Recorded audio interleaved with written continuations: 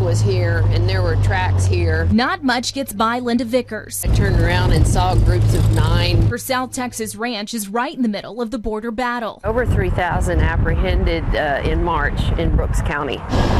Smugglers use routes through ranches like hers to get around Border Patrol's checkpoint in Falfurrias. Yes, sir. Here. Scooting. Yes, sir. Vickers is always on alert. Load.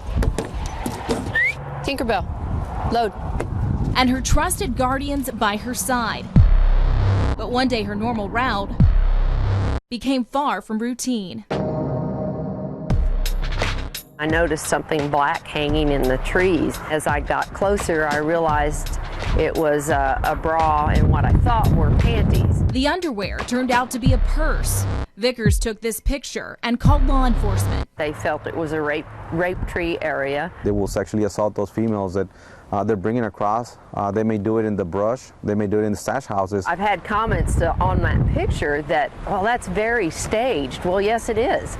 They're staging it for others to know this is my territory. They're staging it for the other women to know this is what can happen. For Reina Terrales, it's like reliving a nightmare. No water, no bathroom. She says 10 years ago, she was sexually assaulted near the border. Las usan como si fueran una... Terrales told us the men feel like the women owe them for bringing them to the U.S. They come with nothing. They come because they've been left or because they were able to get away. Lupe is a nonprofit organization in the Rio Grande Valley. It meets basic needs like food, shelter, and clothing. But investigating the crimes can be tough. Oftentimes what happens when you've been abused when you're crossing the border, you don't know the name of the person who actually committed the abuse. You don't know where exactly it happened. According to Border Patrol, the number of sexual assaults in the Rio Grande Valley is increasing. 2 years ago, there were just 8 reported. Last year, 40.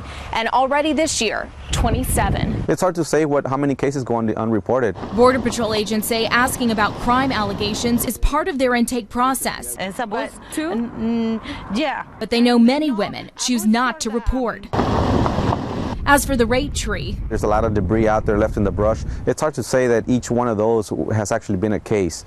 Nevertheless, it does happen out there. As time goes through with this, I feel less safe on my own property. And it's her property she worked so hard to defend. What concerns her the most is if somebody actually did this. They're capable of anything.